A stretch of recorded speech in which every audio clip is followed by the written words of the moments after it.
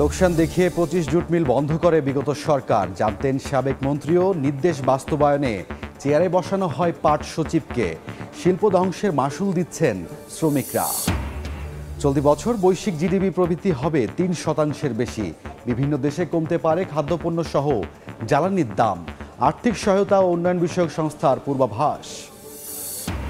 নদীতে ড্রাম বসিয়ে কূপের লিকেজ গ্যাস সংগ্রহ, ব্রাহ্মণবাড়িয়ার 20 গ্রামের সংযোগ। আওয়ামী লীগ নেতাদের ছত্রছায়ায় হয়েছে বাণিজ্যিক ব্যবহারও, নির্বিকার প্রশাসন। উপকূলে মৎস্য আরোহণে বৈরী আবহাওয়ায় প্রভাব, সাগরে মিলছে না কাঙ্ক্ষিত মাছ। দুশ্চিন্তায় জেলেরা, লোকসানের কারণে বন্ধ ট্রলার পাঠানো। কাপ্তাই হ্রদেরও একই অবস্থা।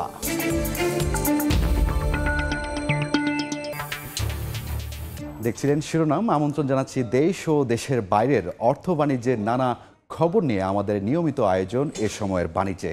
আপনাদের সঙ্গে আছি আমি রাইদুল ইসলাম শুভ।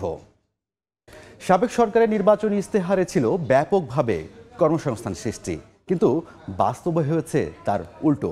Bangladesh jute mill corporation BGMC এর সব পাটকল বন্ধ করে দেওয়ায় একদিনেই বেকার হয়ে পড়েন 70,000 দক্ষ শ্রমিক। 4 বছর ধরে বন্ধ বিজিএমসির কর্মকর্তা কর্মচারীদেরও করা হয়নি আত্মীকরণ। পাট সচিব জানালেন, মিল বন্ধ করার নির্দেশনা দিয়েছেন, তাকে বসানো হয়েছিল চেয়ারে। রফতানি খাতে জনবলের কর্মদক্ষতা কাজে লাগাতে নতুন করে চিন্তা করার পরামর্শ অর্থনীতিবিদদের। কাজল আব্দুল্লাহর রিপোর্ট। খটখট শব্দ করে দিনভর চলা সরকারি করিম জুট মিলের এই দৃশ্য 4 বছর আগের। বর্তমানে বন্ধ এসব মিলে ভুতুরে পরিবেশ, জরাজীর্ণ সবকিছুই। লোকসানি খাত দেখিয়ে 2020 সালের 1 জুলাই বন্ধ করে দেওয়া হয় বাংলাদেশ জুট মিল কর্পোরেশন বিজিএমসির 25টি মিল। গোল্ডেন হ্যান্ডশেক দিয়ে চাকরিচ্যুত করা হয় 70,000 দক্ষ শ্রমিককে। দেশীয় কাঁচামাল নির্ভর এ শিল্প কেন এভাবে মুখ থুবড়ে পড়েছিল তা জানতে অভিযোগ রয়েছে, বিজিএমসিকে লোকসানি সংস্থায় পরিণত করা হয় বছরের পর বছর ধরে। অদক্ষভাবে পরিচালিত করার পাশাপাশি দেশের পাট শিল্পের ধ্বংসের পেছনে অভিযোগ রয়েছে প্রতিবেশী রাষ্ট্রের রাজনৈতিক ও ব্যবসায়িক ষড়যন্ত্রের। সংস্থাটির দেয়া তথ্যের বিশ্লেষণ বলছে, অতিরিক্ত জনবল ও বেতন কাঠামো, রাজনৈতিক নিয়োগ, শ্রমিক ইউনিয়নের অপতৎপরতা, পাট কেনা ও পণ্যের বিপণনে দক্ষতার পরিচয় না দেয় লাভের বদলে বিপুল অঙ্কের লোকসান দিতে হয়েছে মিলগুলোকে। এত সব যেন সংস্কার তো দূরের কথা, লিজ দেওয়ার লক্ষ্যে সাবেক প্রধানমন্ত্রীর দপ্তর থেকেই সরকারি শিল্প বন্ধের সিদ্ধান্তে মূল কাণ্ডারি হিসেবে অভিযোগ রয়েছে এ খাতের তৎকালীন প্লাস্টিক মন্ত্রী খ্যাত পাটমন্ত্রী গোলাম দস্তগীর গাজীর বিরুদ্ধে। কারসাজিতে সহযোগী ছিলেন তৎকালীন বিজিএমসি চেয়ারম্যানের দায়িত্বে থাকা বর্তমান পাট সচিব সহ সাবেক 4 সচিব। যদিও পাট সচিবের দাবি, জুট মিল বন্ধের ম্যান্ডেট দিয়েই তাকে পাঠিয়েছিল সাবেক সরকার। যেটা সরকারের তখনকার সিদ্ধান্তের বিষয়টা, এটা তো একেবারেই আপনি যদি বলেন আমি ব্যুরোক্রেট হিসেবে সেটার জবাব আমি দিতে পারবো না। এটা সিদ্ধান্ত হলো পলিটিক্যাল ডিসিশন। মিলগুলো বন্ধের 4 বছরেও পূরণ হয়নি কর্মের লক্ষ্য। উল্টো অলস বসে থেকে থেকে ভাঙারি লোহায় পরিণত হয়েছে চালু মেশিনগুলো। কর্মহীন হয়ে অন্য পেশা বেছে নিতে বাধ্য হয়েছেন দক্ষ শ্রমিকরা। আর অলস সময় পার করছেন প্রধান কার্যালয় সহ মিলগুলোতে থাকা প্রায় 3,000 কর্মকর্তা কর্মচারী। মিলের নিজস্ব অর্থ 4 বছরে বসে খেয়ে শেষ করাই হচ্ছে না বেতন। দক্ষতা তো আগেই শেষ হয়ে গেছে। যখন 25টা মিলের উৎপাদন একসাথে বন্ধ করে দেওয়া হয়েছে, সেই সময়ও আমাদের মিলগুলোতে ইন টোটাল আপনার প্রায় 70,000 শ্রমিক কাজ করেছে। আমরা এখানে 1,000-এর মতো কর্মকর্তা আছি, আমাদের মেধাটাকে কাজে লাগানো হচ্ছে না। মিল বন্ধের পরই অন্য কর্পোরেশনের সঙ্গে একীভূত করতে বর্তমান পাট সচিব সহ 8 সদস্যের কমিটি গঠন করে মন্ত্রণালয়। মিটিংয়ের পর মিটিংয়ে সম্মানী আর নাস্তা বাবদ লাখ লাখ টাকা ব্যয় করা হলেও এ লক্ষ্যে কাজ এগোয়নি একটুকুও। এ ব্যর্থতার দায় জনপ্রশাসন বিভাগের বলে জানান পাট সচিব। আত্মীকরণের প্রক্রিয়াটা যেভাবে লম্বা হয়ে গেছে, এটা হওয়ার কথা ছিল না। পরিবেশ বান্ধব পণ্যের চাহিদা বাড়ছে বিশ্বজুড়ে। এমন প্রেক্ষাপটে অতীতের সব চক্রান্তকে পেছনে ফেলে রপ্তানি খাতের এই শিল্পকে নতুনভাবে দাঁড় করানোর তাগিদ দিলেন অর্থনীতিবিদরা। অন্তর্বর্তী সরকারের একটা দায়িত্ব হলো যে বাংলাদেশের যে সোনালী আঁশ, তার যে সোনালী যুগ, সেটাকে ফেরত নিয়ে আসা এবং অনেক বৈদেশিক মুদ্রা অর্জন করা সম্ভব এই যে পাট পণ্য সেটা রপ্তানি করে। 70 বছরের ঐতিহ্যবাহী পাট শিল্পকে এক নিমিষেই ধ্বংস করার মিশন ছিল আওয়ামী সরকারের শিল্প খাতের কলঙ্কজনক অধ্যায়। তবে আগামীর বিশ্বে পাটের চাহিদাকে সামনে রেখে নতুন করে পরিকল্পিতভাবে কাজ করার দাবি জানিয়েছেন খাত সংশ্লিষ্টরা। ডেমরার করিম জুট মিল থেকে কাজল আব্দুল্লাহ, সময় সংবাদ, ঢাকা। চলতি বছর বৈশ্বিক জিডিপি প্রবৃদ্ধি হবে 2%। প্রবৃদ্ধির এই গতি অপরিবর্তিত থাকবে আগামী বছরও। এভাবেই নিজেদের দেয়া আগের পূর্বাভাস পরিবর্তনের তথ্য জানিয়েছে ধনী দেশগুলোর অর্থনৈতিক সহযোগিতা ও উন্নয়ন বিষয়ক সংস্থা OECD। বিশ্বব্যাপী বিভিন্ন দেশে মূল্যস্ফীতি কমবে, এমনকি খাবার, জ্বালানি সহ বিভিন্ন পণ্যের দাম কমে যাওয়ার সম্ভাবনা থাকায় প্রবৃদ্ধির এমন ঊর্ধ্বমুখী পূর্বাভাস দিয়েছে সংস্থাটি। গত মে মাসের দেয়া পূর্বাভাসে ধনী দেশগুলোর অর্থনৈতিক সহযোগিতা ও উন্নয়ন সংস্থা OECD জানিয়েছিল চলতি বছর বৈশ্বিক প্রবৃদ্ধি হবে 3.1%। তবে বুধবার অর্থনৈতিক পূর্বাভাস প্রতিবেদনে প্রবৃদ্ধির হার 0.1% বাড়িয়েছে সংস্থাটি। গত বছরের তুলনায় চলতি বছর বিশ্বের বেশিরভাগ দেশে মূল্যস্ফীতি কমে আসার পাশাপাশি খাদ্য, জ্বালানি ও বিভিন্ন পণ্যের দাম কমেছে। এতে করে সাধারণ মানুষের মধ্যে বিভিন্ন খাতে খরচের প্রবণতা বেড়ে গেছে বলে জানিয়েছে সংস্থাটি। OECDর সবশেষ প্রতিবেদন বলছে চলতি বছর যুক্তরাষ্ট্রের প্রবৃদ্ধি হবে 2.6%। আগামী বছর দেশটির প্রবৃদ্ধি কমে দাঁড়াবে 1.6%। যুক্তরাষ্ট্রের পরই প্রবৃদ্ধির দিক থেকে দ্বিতীয় স্থানে আছে যুক্তরাজ্য। চলতি বছর দেশটির প্রবৃদ্ধি বেড়ে দাঁড়াবে 1.1%। তবে যুক্তরাজ্যের তুলনায় প্রবৃদ্ধি কমবে শক্তিশালী আরও 3 দেশ, জাপান, ইতালি ও জার্মানির। Why is Europe not doing so well in the United States? For a variety of reasons, but one of them certainly has to do with the energy crisis. The United States was not as affected by the energy crisis that it was as Europe was. But also there's some issues that we think that structural issues that continue to make the United States a more dynamic economy. এদিকে চলতি বছর বিশ্বের বৃহত্তম অর্থনীতির দেশ চীনের প্রবৃদ্ধি হবে 4.9%। আগামী বছর কিছুটা কমে দেশটির অর্থনীতি বাড়বে 4.5% হারে। অর্থনীতির চাকা সচল রাখতে সরকারি খরচের পরিমাণ বাড়ানোয় আশানুরূপ হারে প্রবৃদ্ধি বাড়ছে না চীনের। অর্থনীতির নানান চড়াই উতরাইয়ের বিশ্লেষণ তুলে ধরলেও 2025 সালের জন্য বৈশ্বিক প্রবৃদ্ধির পূর্বাভাস 3.2%ই অপরিবর্তিত রেখেছে OECD। We can see that consumption is doing fairly well in the UK, and inflation continues to go down. And we continue to think that inflation will continue to go down, which will help real income. কঠিন অর্থনৈতিক পরিস্থিতি ও ভূরাজনৈতিক সংঘাত ঘিরে তৈরি হওয়া অনিশ্চয়তা মানুষের সামনে নতুন নতুন অর্থনৈতিক চ্যালেঞ্জ দাঁড় করাচ্ছে বলেও মনে করে সংস্থাটি। MS আরিফিন, সময় সংবাদ। ঝুঁকি থাকার পরও ব্রাহ্মণবাড়িয়ার তিতাস নদীর পশ্চিম তীরের বাকাইল ও মজলিশপুরে অন্তত 20টি গ্রামে চলছে কূপ থেকে লিকেজ হওয়া গ্যাস দিয়ে রান্নাবান্নার কাজ। প্রভাবশালীদের ছত্রছায়ায় ঝুঁকিপূর্ণ এই গ্যাস বাণিজ্যিকভাবেও ব্যবহার করা হচ্ছে। বছরের পর বছর এমন অপকর্মের নজির থাকলেও রহস্যজনক কারণে অনেকটাই নীরব বাংলাদেশ গ্যাস ফিল্ড কোম্পানি কর্তৃপক্ষ ও জেলা প্রশাসন। বিশ্লেষকরা বলছেন এই অবস্থা চলতে থাকলে যে কোনো মুহূর্তে ঘটতে পারে বড় ধরনের ঘটনা। তবে প্রশাসনের কর্মকর্তারা বলছেন শীঘ্রই নেওয়া হবে কঠোর ব্যবস্থা। হৃদয় পালের ক্যামেরায় ব্রাহ্মণবাড়িয়া থেকে উজ্জ্বল চক্রবর্তীর রিপোর্ট। দেখে মনে হবে প্লাস্টিকের পাইপ ও ড্রাম দিয়ে নদীতে মাছ ধরার কোনো ফাঁদ পাতা হয়েছে। প্রকৃতপক্ষে এসব ব্যবহার করা হয়েছে তিতাস গ্যাস ক্ষেত্রের কূপ থেকে লিকেজ হওয়া উড়াল গ্যাস ব্যবহারের জন্য। স্থানীয়রা জানান 2005 সাল থেকে তিতাসের 3 নম্বর কূপ থেকে গ্যাস লিকেজ শুরু হয়। এরপর থেকে তিতাসের পূর্বপার, আনন্দপুর, শ্যামপুর এবং পশ্চিম পার, বাকাইল, মজলিশপুর এলাকায় তিতাস নদী সহ বাসাবাড়িতে থাকা গভীর অগভীর নলকূপ দিয়ে গ্যাস বেরোতে থাকে। এরপরই উড়াল গ্যাসের দিকে নজর পড়ে স্থানীয় আওয়ামী লীগ, যুবলীগের কর্মীসহ প্রভাবশালী চক্রের। তৎকালীন প্রভাবশালীরা তিতাস গ্যাস ক্ষেত্রের এক শ্রেণীর অসাধু কর্মকর্তা, কর্মচারী ও প্রশাসনের কর্মকর্তাদের ম্যানেজ করে প্লাস্টিক পাইপ এবং ড্রাম ব্যবহার করে ঝুঁকিপূর্ণভাবে উড়াল গ্যাস বাণিজ্যিকভাবে ব্যবহার শুরু করে। প্লাস্টিক পাইপলাইনের মাধ্যমে স্থানীয় গ্রামের বাসাবাড়ি, চায়ের দোকান সহ অবৈধভাবে গড়ে ওঠা চুনের কারখানায় মোটা অঙ্কের অর্থের বিনিময়ে এই গ্যাসের সংযোগ দেওয়া হয়। এতে ক্রমশ ঝুঁকিপূর্ণ হয়ে ওঠে পুরো এলাকাটি। যে কোনো মুহূর্তে বড় ধরনের দুর্ঘটনার শঙ্কা করছেন এলাকাবাসী। প্রশাসন যদি কঠোর অবস্থান গ্রহণ না করে যে কোনো সময় এইখানে দুর্ঘটনা ঘটে। জড়িতদের বিরুদ্ধে দ্রুত অভিযান চালানোর কথা জানায় জেলা প্রশাসন। আমাদের এক্সিকিউটিভ ম্যাজিস্ট্রেট রেডি আছে, আমাদের প্রয়োজনীয় নির্দেশনাও দেওয়া হয়েছে। খুব শিগগিরই আমরা তাদের বিরুদ্ধে মোবাইল কোর্টের আওতায় তাদেরকে নিয়ে আসবো।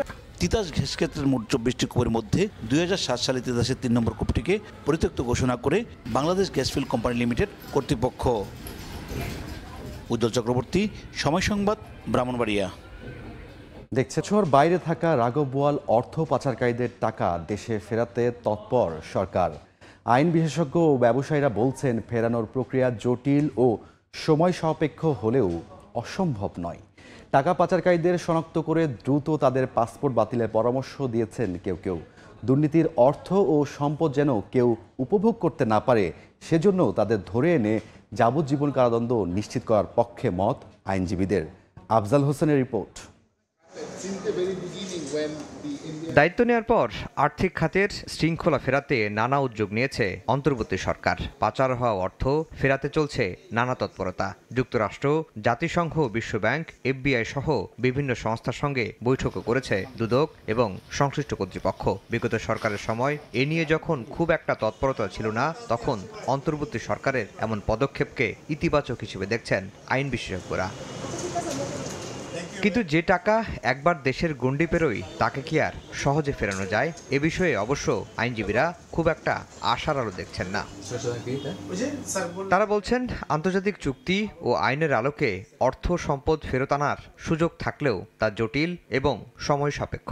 যেসব সন্দেহজনক ব্যক্তির টাকা আছে বলে সন্দেহ করা হচ্ছে, যে বিদেশে সেগুলো বাংলাদেশ গভর্নমেন্টের থেকে সেই টাকার চাওয়ার জন্য যথোপযুক্ত ওদের কনভেনশন অনুযায়ী যাদের কাছে রিকোয়েস্ট করা হবে তাদের কাছে যথাযথ নিয়মে রিকোয়েস্ট করা, তাদেরকে শনাক্ত করা, ব্যক্তিদের প্রপার্টিগুলোকে শনাক্ত করা, বাংলাদেশ গভর্নমেন্টকে জানানো।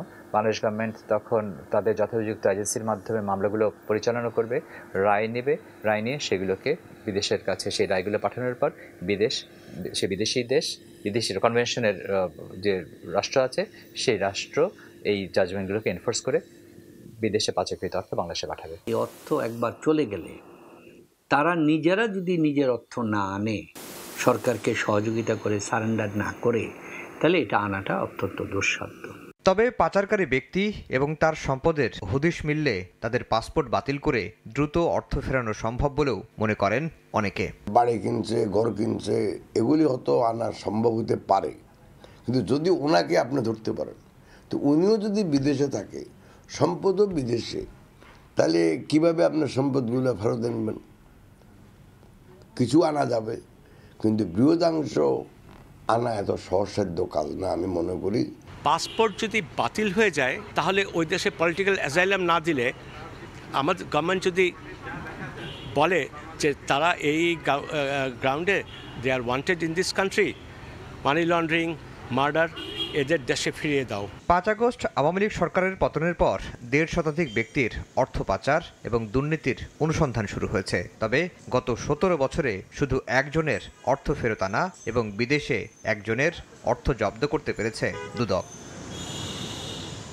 আফজাল হোসেন, সময় সংবাদ। সাগরে জাল ফেলে মিলছে না সামুদ্রিক মাছ। কিছুদিন পর বৈরী আবহাওয়ায় মাছ শিকার না করে ফিরতে হচ্ছে উপকূলে।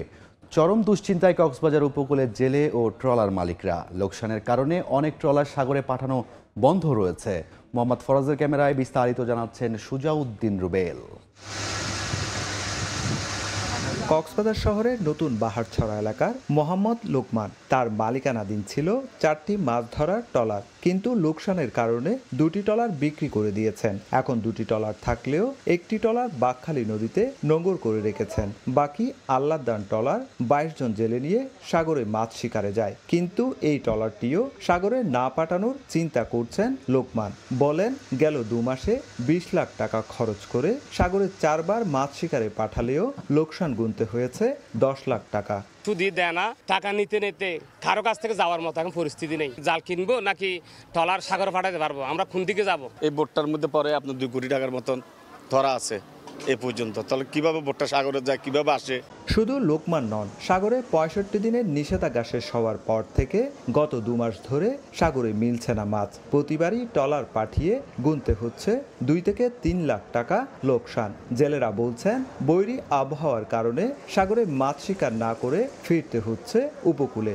সাগরে ছিলাম 8 দিন, মাছ পাইছি মাত্র 30টা নিয়ে এখন সিঙ্গেল উঠছে চলে আসি ঘাটে। ফিশিং করতে পারতেছি না, মাছ পাইতেছি না, কোম্পানি আমাদেরকে টাকা দিতে পারতেছে না, আমাদের সংসার চলতেছে না। মাছ পাইলে কোম্পানি টাকা দেবে, মাছ না পাইলে কোত্থেকে দেবে? এদিকে গত 13 সেপ্টেম্বর বৈরী আবহাওয়ার কারণে বঙ্গোপসাগরে 10টির বেশি ট্রলার ডুবি হয়। এতে কক্সবাজার উপকূলে ভেসে আসা 5 জন জেলের মরদেহ উদ্ধার করা হয়। কক্সবাজারের নিবন্ধিত জেলের সংখ্যা প্রায় 65,000 আর নৌযান রয়েছে 6,000-এর বেশি। একদিকে বারবার বৈরী আবহাওয়া, অন্যদিকে সাগরে মাছের আকাল, তারপর অক্টোবর মাসে আবারও নিষেধাজ্ঞা। সবকিছু মিলিয়ে লোকসানের পর লোকসানে চরম দুশ্চিন্তায় জেলে ও ট্রলার মালিকরা। সুজাউদ্দিন রুবেল, সময় সংবাদ, কক্সবাজার। রাঙামাটির কাপ্তাই হ্রদের মৎস্য অপহরণ শুরুর পর কেটে গেছে প্রায় 4 সপ্তাহ, তবুও প্রত্যাশা অনুযায়ী মাছ অবতরণ হচ্ছে না ফিশারিগুলোতে। হ্রদে অধিক পানি ও বৈরী আবহাওয়াকে কারণ হিসেবে দেখছেন জেলেরা। তবে লক্ষ্যমাত্রা অর্জন নিয়ে শঙ্কিত নয় বিএফটিসি কর্তৃপক্ষ। হেফাজত সমিতির তথ্য ও রাজীব দাস মুন্নার ছবিতে রিপোর্ট। প্রায় 4 মাস বন্ধ থাকার পর 1 সেপ্টেম্বর থেকে শুরু হয় কাপ্তাই হ্রদে মৎস্য আহরণ, কিন্তু প্রথম দিন থেকেই প্রত্যাশিত মাছ ধরা পড়ছে না জেলেদের জালে। ফলে অবতরণ কেন্দ্রগুলোতে মাছের পরিমাণ গেল বছরের তুলনায় কম। মাছ কম ধরা পড়ার জন্য হ্রদের অধিক পানি, কচুরিপানার ডুবোস্রোত, বৈরী আবহাওয়া ও জলবায়ু পরিবর্তনের প্রভাব বলে মনে করছেন জেলেরা। পানি অতিরিক্ত বাইরে গেছে আর কচুরিপানা বেশি, জাল মারতে পারি না তেমন। নামছে পর্যন্ত 1 গ্রাম মাছ ভালো করে ধরতে পারি নাই। পানি আজকে বাড়তেছে আবার কমতেছে, ওই কারণে ঠিকভাবে জাল ফেলতে পারতেছে না জেলেরা। বৃষ্টি বাদল এবং আবহাওয়ার পরিস্থিতি একটু ভালো হলে মাছ এবং বেশি ধরা পড়বে বলে আমরা আশা করি। তবে বর্তমানে মাছের অবতরণ কম হলেও লক্ষ্যমাত্রা অর্জন নিয়ে শঙ্কার কারণ দেখছেন না বিএফডিসির এই কর্মকর্তা। লেকের পানির পরিমাণটা কিছুটা কমে যাবে, এই মাছ ধরার পরিমাণও তত ওইভাবেই বৃদ্ধি পাবে এবং আমাদের আশাবাদ যে আমাদের যে লক্ষ্যমাত্রা আছে সেটা খুব ভালোভাবে অর্জন করতে সক্ষম। বিএফডিসির তথ্য মতে চলতি বছর প্রথম 3 সপ্তাহে জেলার 4টি অবতরণ কেন্দ্রে মোট 1060 মেট্রিক টন মাছ অবতরণ হয়। একই সময়ে গত বছর যার পরিমাণ ছিল 1303 মেট্রিক টন। সময় সংবাদ, Rangamati. EDF Aluminum, redefine possibilities. Chandpur থেকে সরাসরি ভারতে ইলিশ রফতানি হয় না। ক্রেতারা বলছেন এরপরও রফতানির প্রভাব পড়েছে জেলার ইলিশের পাইকারি বাজারে। এ বিষয়ে বিস্তারিত জানতে চাঁদপুর বড় স্টেশন মাছবাজার থেকে যুক্ত হচ্ছেন রিপোর্টার ফারুক আহমেদ। ইলিশের একেবারেই ভরা মৌসুম, অর্থাৎ বলা যেতে পারে যে শ্রাবণের এই একদিকে যেমনটা বৃষ্টিপাত হচ্ছিল, তার মাঝে কিন্তু চাঁদপুরের সবচেয়ে বড় যে পাইকারি বাজারটি আছে, অর্থাৎ ইলিশের যে মোকামটি আছে, এটি এখন বলা যেতে পারে বেশ সরগরম। ক্রেতা বিক্রেতার হাঁক ডাক তো আছেই, তার সঙ্গে কিন্তু নানা আকারের ইলিশও মিলছে। তবে যারা ভোজন বিলাসী অর্থাৎ ইলিশের স্বাদ দিতে চান, তাদের কাছে কিন্তু ইলিশ পাওয়াটা যতটা সহজ, সাধারণ যারা ক্রেতা আছে তারাও কিন্তু ইলিশের স্বাদ দিতে চান, কিন্তু তাদের কাছে এই মুহূর্তে ইলিশের স্বাদ নেওয়ার চেষ্টা করলে চড়া দামে কিনতে হবে। যেমনটি আজকে চাঁদপুরের যে বাজার ইলিশগুলো মিলছে, এখানে আকার ভেদে কিন্তু একেবারে 600 টাকা থেকে ধরে সর্বোচ্চ 2400 টাকা পর্যন্ত প্রতি কেজি ইলিশ মিলছে। এটি যদিও পাইকারি বাজার, তবে এই মুহূর্তে এখানে কিন্তু খুচরা ক্রেতারাই কিন্তু ভিড় করছেন বাজারগুলোতে, কারণ আগামী 2 সপ্তাহ পরে 22 দিনের নিষেধাজ্ঞা শুরু হচ্ছে মা ইলিশ সংরক্ষণে। তার আগে কিন্তু ভরা মৌসুমে কিন্তু এই বাজারটিতে ইলিশে বলা যেতে পারে সয়লাভ। তবে ব্যবসায়ীরা বলছেন যে পরিমাণ বাজারে এই মুহূর্তে ইলিশ থাকার কথা, সেটি এখন মিলছে না। গভীর সাগর এবং উপকূলে ছোট আকারের কিছু ইলিশ ধরা পড়ছে বটেই, তার সঙ্গে কিন্তু নদ নদীতে কিছু ইলিশ ধরা পড়ছে, তবে সেগুলো আকারে বেশ বড়। কিন্তু যেভাবে মৌসুমের এই সময় ইলিশ যে প্রাচুর্য থাকার কথা, সেটি কিন্তু মূলত নেই। এমনটি আসলে বাজার ঘুরলে আসলে আজ করা যায়। যেমনটি আমরা অন্য বছরগুলোতে এই সময় কিন্তু এখানে 2,500 থেকে 3,000 মন ইলিশ কিন্তু আমরা দেখতে পেতাম, এবার কিন্তু আসলে সেই পরিমাণ নাই। আজ শনিবার কিন্তু সকাল 10টায় এই বাজারটি সরগরমে উঠছে। ততক্ষণ পর্যন্ত আমরা যদি জানাতে পারি যে এর মধ্যে কিন্তু প্রায় 1000 মন এই ইলিশ এসেছে চাঁদপুরের পাইকারি বড় বাজারে। তো চাঁদপুর বড় স্টেশনের ইলিশের এই ছিল আমার কাছে সবশেষ, যেখানে এ সময়ের বাণিজ্য। পটুয়াখালীর কুয়াকাটায় সাবমেরিন কেবলের লাইটিং ফিল্টার স্থাপনের সময় ইন্টারনেট সেবা ব্যাহত হতে পারে বলে জানিয়েছে বাংলাদেশ সাবমেরিন কেবল পিএলসি। সংস্থাটির মহাব্যবস্থাপকের স্বাক্ষর করা এক বিজ্ঞপ্তিতে জানানো হয়, শনিবার রাত 2টা থেকে ভোর 6টা পর্যন্ত মোট 4 ঘন্টা দেশের দ্বিতীয় সাবমেরিন কেবল সিস্টেমে লাইটিং ফিল্টার স্থাপন করা হবে। এ সময় সাবমেরিন কেবলের মাধ্যমে কুয়াকাটা স্টেশনে সংযুক্ত সব সার্কিটের ব্যান্ডউইথ পরিষেবা বন্ধ থাকবে। তবে কক্সবাজার স্টেশন থেকে সাবমেরিন কেবলের সার্কিটগুলো যথারীতি চালু থাকবে। রক্ষণাবেক্ষণ কাজ চলাকালে সাময়িক ইন্টারনেটে ধীরগতি বা বিঘ্ন ঘটতে পারে। গ্রাহকদের সাময়িক অসুবিধার জন্য দুঃখ প্রকাশ করেছে বিএসসিসিপিএলসি। সময়ের বাণিজ্য শেষ হলো শিশুদের হামাগুড়ি নিয়ে সাইনেক্স সেরা হামাগুড়ি সিজন 2 ক্যাম্পেইনের মূল পর্ব। প্রতিযোগিতায় অংশ নিতে সারা দেশ থেকে শতাধিক অভিভাবক সাইনেক্স ফেসবুক পেজের মাধ্যমে নিবন্ধন করেন। সেখান থেকে যাচাই বাছাই করে সেরা 30 জন শিশুকে নির্বাচিত করা হয়। ছোট্ট শিশুরা অংশ নিচ্ছে জীবনের প্রথম প্রতিযোগিতায়। দ্বিতীয়বারের মতো এসিআই আয়োজন করল সাইনেক্স সেরা হামাগুড়িয়ান প্রতিযোগিতার।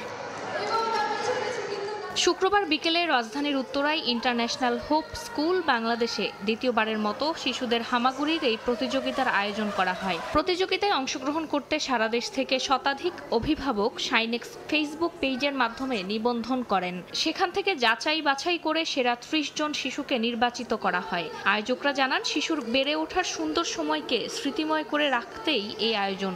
আমাদের বাসার মধ্যে ফ্লোরটা কিন্তু হলো যে প্রথম প্লেগ্রাউন্ড বাচ্চার, ওখানে হামাগুড়ি দেয়, তারপর খেলাধুলা করে বিভিন্ন জিনিস এক্সপ্লোর করে। তো আমাদের উদ্দেশ্যটা হলো যে ওই ফ্লোরটা যাতে ঝকঝকে এবং জীবাণুমুক্ত থাকে, বিকজ আমাদের ব্র্যান্ড যেটা সাইনেক্স ফ্লোর ক্লিনার, ওই ব্র্যান্ডের পক্ষ থেকেই এই আয়োজনটা আমরা অর্গানাইজ করেছি। হামাগুড়ি প্রতিযোগিতা শেষে পুরস্কার বিতরণী অনুষ্ঠানে বিজয়ীদের হাতে আকর্ষণীয় সব উপহার তুলে দেন সাইনেক্স টিম। ফারজানা আক্তার, সময় সংবাদ, ঢাকা। এ পর্যায়ে শীর্ষ সংবাদগুলো জানিয়ে দিচ্ছি আরও একবার। লোকসান দেখিয়ে 25 জুট মিল বন্ধ করে বিগত সরকার, জানতেন সাবেক মন্ত্রীও। নির্দেশ বাস্তবায়নে চেয়ারে বসানো হয় পাট সচিবকে। শিল্প ধ্বংসের মাশুল দিচ্ছেন শ্রমিকরা। চলতি বছর বৈশ্বিক জিডিপি প্রবৃদ্ধি হবে 3% বেশি। বিভিন্ন দেশে কমতে পারে খাদ্যপণ্য সহ জ্বালানি দাম। আর্থিক সহায়তা ও উন্নয়ন বিষয়ক সংস্থার পূর্বাভাস। এবং নদীতে ড্রাম বসিয়ে কূপের লিকেজ গ্যাস সংগ্রহ। ব্রাহ্মণবাড়িয়ার 20 গ্রামের সংযোগ। আওয়ামী লীগ নেতাদের ছত্রছায়ায় হয়েছে বাণিজ্যিক ব্যবহারও, নির্বিকার প্রশাসন।